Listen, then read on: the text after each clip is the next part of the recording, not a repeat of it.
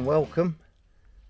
So this, you may have seen this before on the channel, this is the other one of those Selmer Treble Basses that we looked at, the SVs.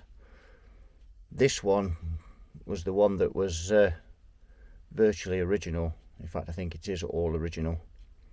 And we're going to recap this, see if we can repair the reverb tank, because if you look in there, you may be able to see that spring there that's dropped. So we're going to see if we can fix that until we get there. I'm not sure. These reverbs aren't great, but the amp is.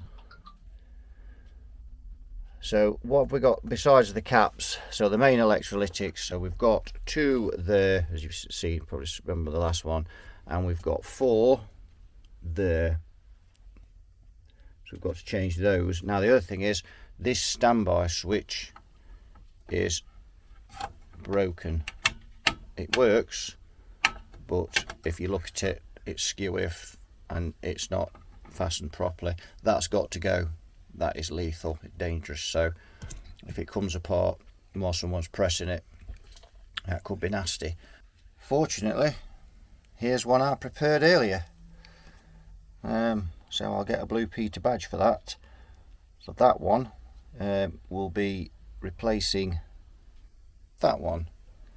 So I'm very lucky to get this. I spotted this on eBay. I just span out. It's actually a PA front, and there were just the switches, and if we turn it over, there's just the pots there, and obviously the EQ resistors and capacitors. So I spotted that on eBay, and having just bought this Selmer and knowing that switch were faulty, and again a tenner for that, so that's $10 if you're in America. So so that switch, and let's have a look underneath. So here we're looking at it inside, and it looks fairly original. So we've got these white capacitors here. I'm not sure whether they're original or not, to be honest. I'm going to have to look at those. But yes, apart from that, so looking pretty original. We're going to change these diodes. I always change the diodes in amplifiers. They've been in there 50 years, and it seems daft to leave them in for what they cost new. Should they blow, they can take out the power transformer. It's just not worth the risk, so we put some new ones in there, and fairly hefty ones as well.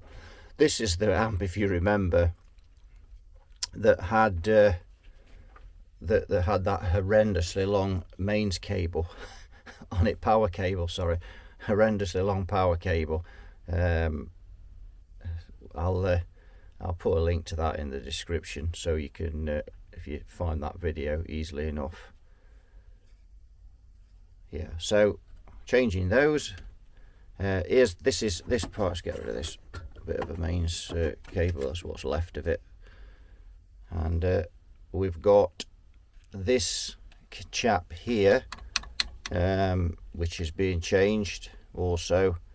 I've got a nice Vichy 100 microfarad 100 volts to go in there on that one. And I think we need to just test these, because these mustard caps, they don't leak. Very rarely do you find those leaking, so I will check those, and if they're okay, those can stay.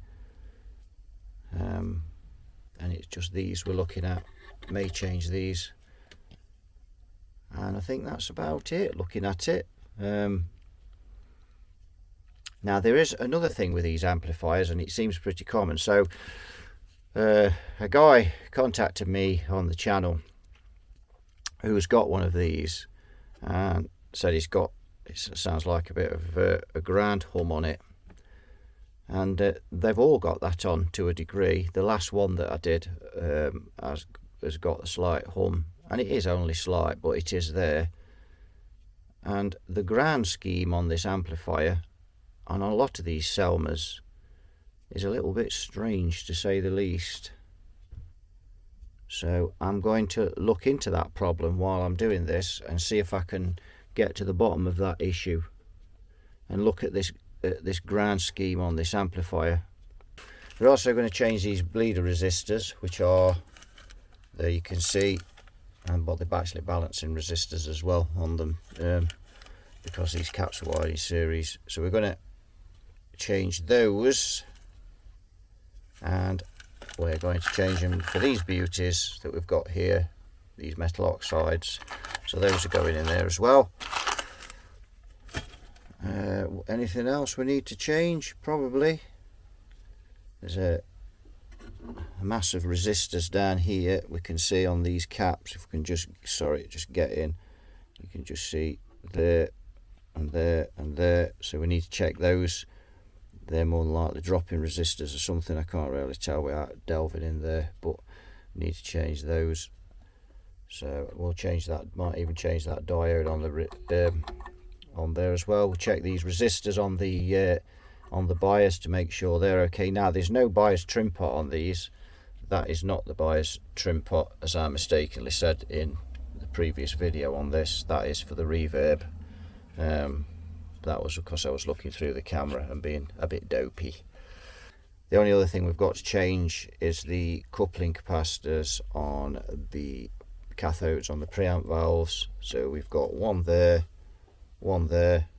green one there by the look of it. So I don't know whether he's been changed at some point, so someone may have been in here. And then have we got one on the last stage? I don't think we have. No. So there's just those.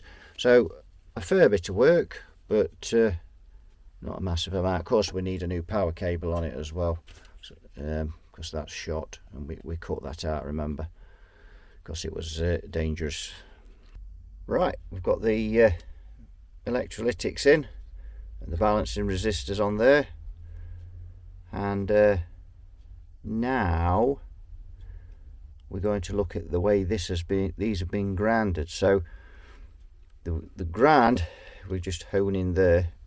The ground was fastened to the nut and bolt there that's holding that capacitor in, and also the earth from the mains lead as well. So I've got rid of that, and I'm going to bring that round here to this point here. Now this is some kind of external ground lug, which is basically just a nut and bolt job through a hole. So I'm going to drill that out, put a decent bolt in there, and then I'm going to use that as a star ground. I can't really see anywhere else to put it, to be honest. It's there's just not space. The transformer overlaps right to the end of the chassis, so it's getting it down there. In that side there is a new. So yes, I think that is the best plan of attack, is to drill that out, put a bolt through, and put the star ground on there. Now we've got those in, so don't worry about those. Those are just for that standby switch, which is damaged, which I've removed. We're going to swap these diodes next, because they've been in there 50 years. So let's have a look at what's come out so far. So here's said item, and you can see he's got a puncture in him and gumption coming out of him, and also there's some gumption coming out the side. So he doesn't look very healthy, does he? And if that's the date, that is December 1974, which makes that 48 years old. That's the second one that came out. That's also punctured and leaking, and that also is 1274. The third one there as well, he's also got a touch of acne, and he's 1274. And the final one, and he's just beginning to puncture there. So yeah, those are no good at all, and they are heading straight for the dustbin. Right, I've got this main switch to go in now. I'm just putting in the power lead, and you can see that those contacts are extremely grabby. There, nearly 50 years of grime. So we're going to clean those up. Oops, sorry, I didn't have to focus. We're going to clean those up, before we put those spade terminals on. And there we go. Those will look a lot cleaner, nice and shiny. Right, got his main switch in, and got the cable going down here. We've got the ground going to our point on there. Cords in secure. Standby switch is in. So what I'm going to do now with this amp is I'm going to check the fuses on the back, and before I fire it up, and then I am going to fire this amp up at this point now. So if there's any problems, I've got less work to go back on. Once I've fired it up and it's running okay, then I'm going to go back to the other two capacitors, which are down here, those electrolytics there. We're going to look at that, and it is a bit messy in here. So if we look, I don't know whether that's factory or whether it looks factory to me, whether somebody's added those two resistors in series, but if you can see how they're joined like that, and they're not a million miles away from the old terminal on the fuse, there. So they're not close, but it's you don't want it any closer than that. So I think I'm going to see if I can find a 10 watt resistor that'll go right across there. So there's some huge resistors on there actually. I would have thought you'd need those quite as big as that, I don't know. We've got some resistors here, two of these, one you can't see, it's embedded in there. I think that's 27k, and if you look at the band in the middle, you can perhaps can't make it out on the camera, just zoom in, but the band's missing, or it's just faded away over time. I think that should be 27. I'll check on the schematic. I think it should. I've had a test round. All these plate resistors have got to go. They're all out of tolerance. I tend to change plate resistors anyway in amps. It probably takes me half an hour to change those, and you know, you get the frying that you get with them. It's just not worth leaving them in when you're doing a full service. You might as well just swap them. Makes the amp more reliable and less likely to come back. Looking at some of these capacitors here though, like this one for example, let's get my finger out of the way because of the focus, that one appears, I don't know whether they're cracked or not yet. I've got to get a magnifying glass on those and have a look. I've not tested them to see if any of them are leaking, but I was just looking more at the condition. If we look at this one here, you can see looks like it's cracking there at the back, so they may well come out. These mustard caps I'll test, but probably they'll stay because they're usually good. They don't often fail. So I'm going to fire this amp up now and see what happens. Right, so I've got this Selmer up and running. That's a bit of an update to where we are with this amp. So we've got the plate resistors changed, you can see there. And there, this amp's much quieter as well with those changed, and we've changed the coupling capacitors. There's only two, changed those, and we've also changed the capacitor on the bias there. We've got a Vichy in there, and all these components in the bias have tested perfectly, so we've just left those. Absolutely spot on. So, and we've changed this capacitor here, which wasn't particularly leaking, but someone had burnt it with a soldering iron, so I thought we'll have a new one in there. See, it looks messy and I don't want no one thinking that I've burnt it. So having done all of that now, the only things left to do, apart from this amp needs a bit of a face wash, but that's another story, should be doing that later when I finished it, is these two capacitors here that we can see, and this fuse set, this resistor set out here that we've got to look at. Those two are 5k give a total of 10k.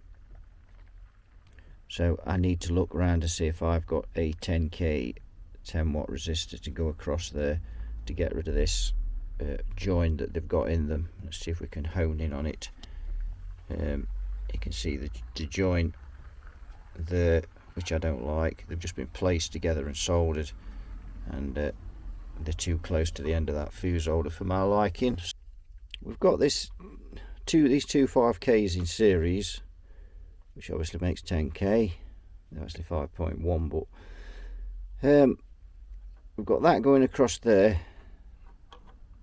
going onto here. There you can see. But then we've also got this resistor fastened onto there, this other resistor that you can see fastened onto there, this blue wire here, and it's all just like a bit of a mess. It's so I'm going to look at with said tag strip here. I'm going to look at trying to tidy that up and make that a bit neater, and obviously removing this does make it a little bit safer as well.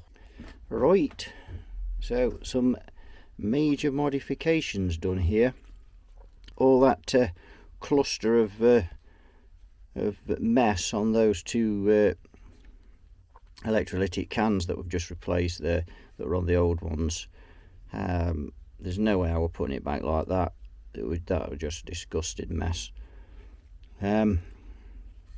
So what I've done is I've added a tag strip here, you can see, and mounted the 10k on there, and then the 227s off this.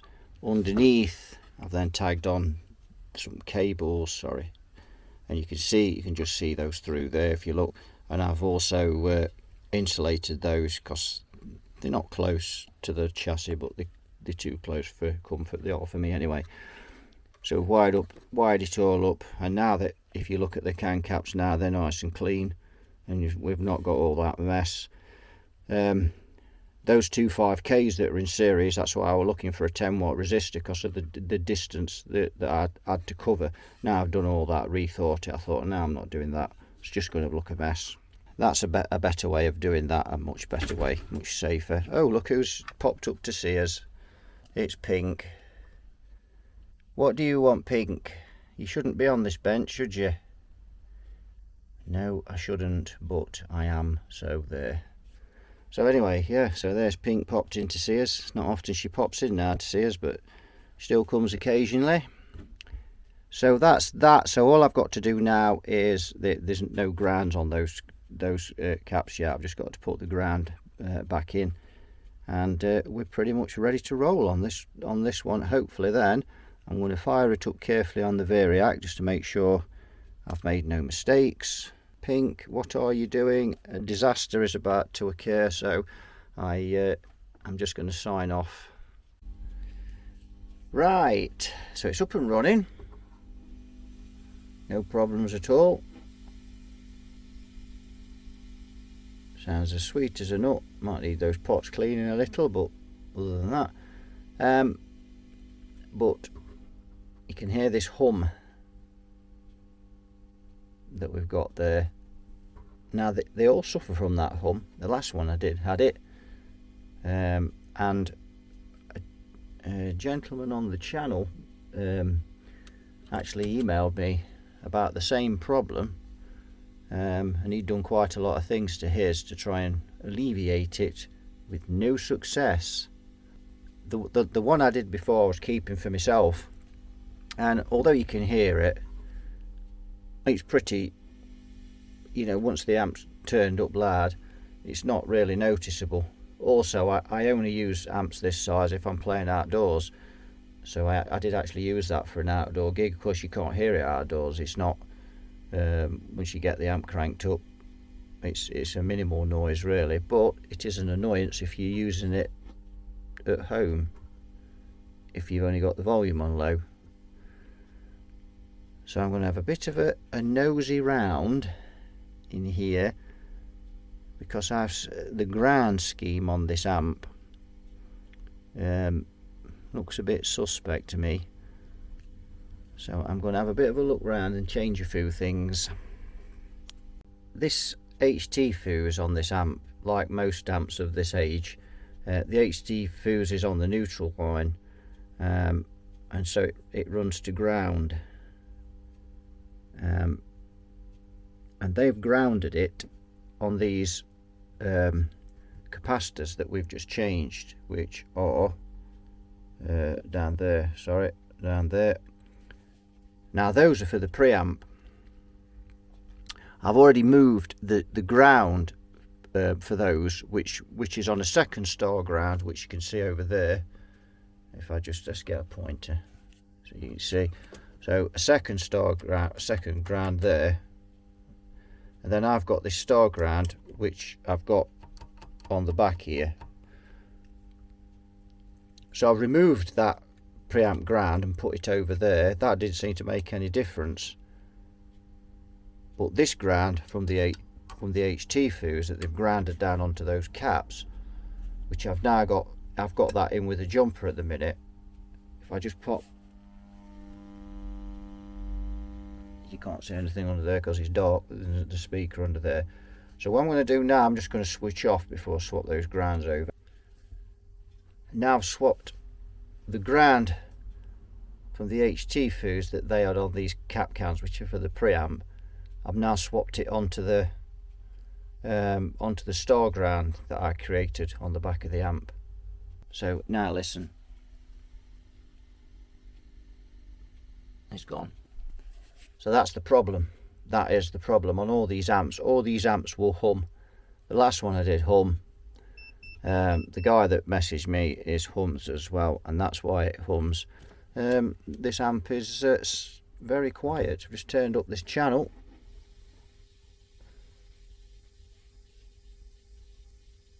And that sounds great. I mean, there is a slight transformer hum you can hear, and with it being on the bench as well, because I've moved it about, the chassis about a bit, and that comes and goes because of course the vibration is going through the bench.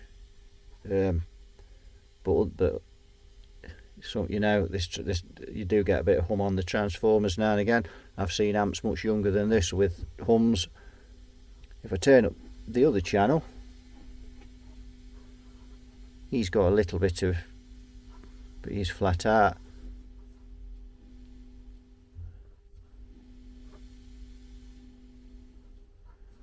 So we might have to look at the preamp stage on preamp valve on that stage, but it's not excessive.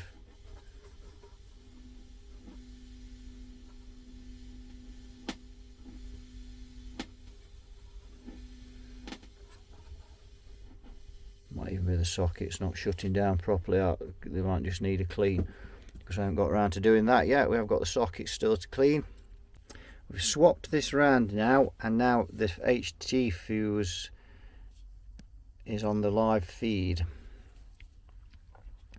and we're just going to do a little demonstration. So I've got the that on the first electrolytic there. That's where that goes in from the diode. So it comes out from the diode's pointer, which is switched off by the way, and the caps are drained. That's the diodes there. That's where the DC comes out and it's rectified.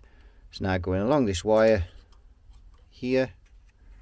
You can see, let me just back the camera out again, start that again. So the diode is there, that's where the DC is rectified from. I'm going along this wire here to the fuse, sorry, to the fuse there at that end. You always put the feed on that end, and then out of the fuse, and that goes down to that capacitor where I've got my meter probe on there. So if we put the ground on there, now I'm just going to do it, because I'm going to do this with a very low voltage. So I've got the variac, and I'm just going to, so I've got 13 volts there on the variac there. The reason I'm doing this with a low voltage is because I'm screwing out the fuse. And as soon as the fuse comes out, you see the voltage, that's the caps just draining. Those balancing resistors draining away. There we go. So that now there is no DC flowing around this amplifier. If that was on the neutral line, like it was before on the, then that would still have that 13 volts would still be there, and that is the problem of having that on the negative return, that HT fuse on the negative return. Because if someone's got this amp plugged in, and they've got the HT fuse out because it's blown and they're probing around inside it, it's all still alive. They've got one hand on the chassis, they touch something that's got DC voltage on it, they make a connection. In other words, they become the fuse. And that is why we have that on the live feed. Basically now that's done, so I'm going to check the bias, and when I've checked the bias, I'm going to tip it up back on its feet, and I'm just going to have a quick check through the preamp tubes, make sure they're all okay and the sockets clean, all the pots, and it should be good for a blast. And look what I've found. It's a very crappy soldering, but sorry, just move that back. If we look at this there, that you can see, can you see that? That's factory. So again, we find, you know, bad work from the factory. This amp was also made on a Friday afternoon, and you can see that if you look at that one, there's not much solder on there, and it's bloody annoying because I've got to clean all these contacts up because the solder's not going to take on that. Another one there that they've, you know, been very stingy with the solder. These don't look too bad. That one seems to have a big large blob on that hasn't taken there, so we're going to have a coater looking at that. Right, I'm biasing this amp up, and I've decided to put a bias trim pot on this amp because the bias was miles out, the valves were running at 100%, they were glowing. I've removed the 3.9k resistor that was there, and I've added a pot in there. So I've mounted this pot that I've added, and I've mounted it here. So why have I done that?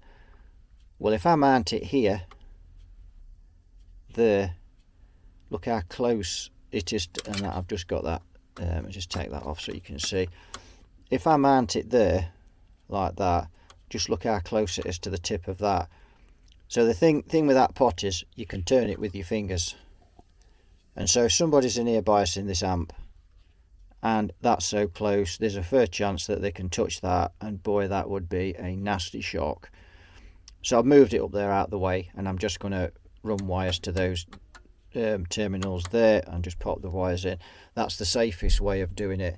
There's plenty of space up there, and really when someone goes in to hold that, they're lifting their arm up. I mean, even a tech could do that by accident. If you were, you know, I mean, most techs would use a screwdriver, and I certainly would if it was mounted there, but someone may not, and that could be really nasty. So, and there's 2 points that could get them. They could get the tip of the fuse.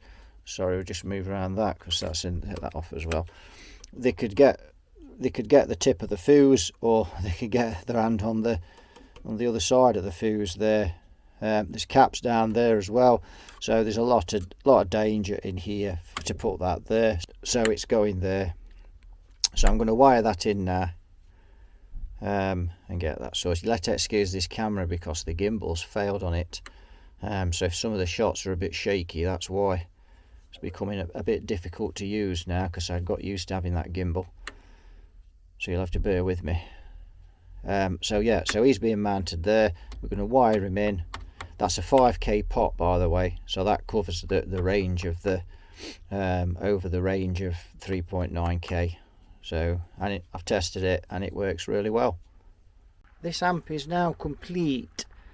I've biased it, and we've added that bias trim pot, I think we saw that, and I've put the Haroldite around there now, or the epoxy, just to keep that in place. We don't want that floating around.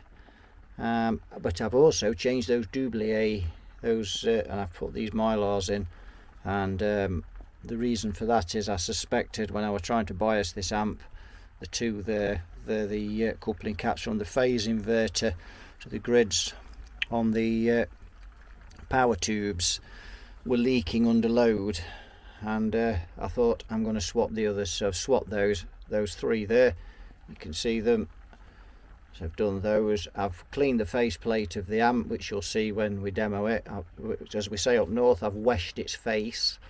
So we've done that, and the amp's biased. Tubes are pretty well matched. So yeah, we're good to go. I think we can get this in its case.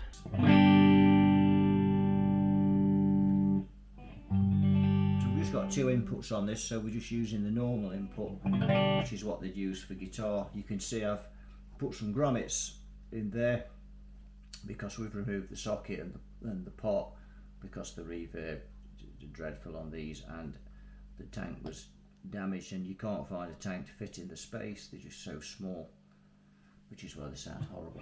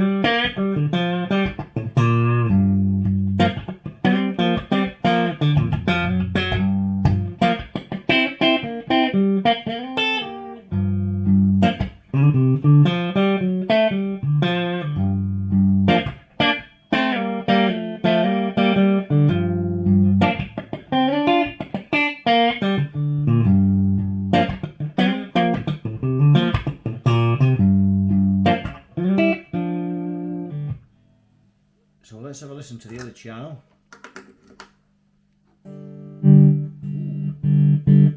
You see, this channel's not as bright. Obviously used for bass.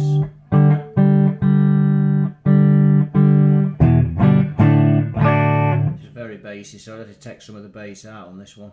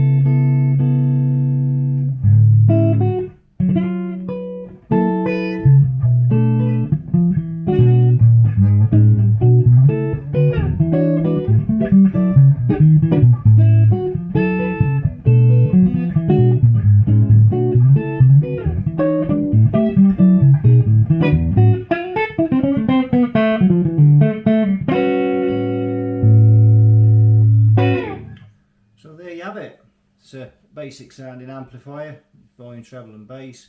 It sounds gorgeous. It's got a lovely tone to it. It's been a bit of a tricky one this at times, but I've really enjoyed doing this amp. It's been a real pleasure to restore it back to its former glory, and this amp should last another 25-30 years before it needs a serious coat of looking at again. So thanks for watching and listening to me waffle on about my amplifiers, and you all take care, and I'll see you soon in another video. So bye bye for now.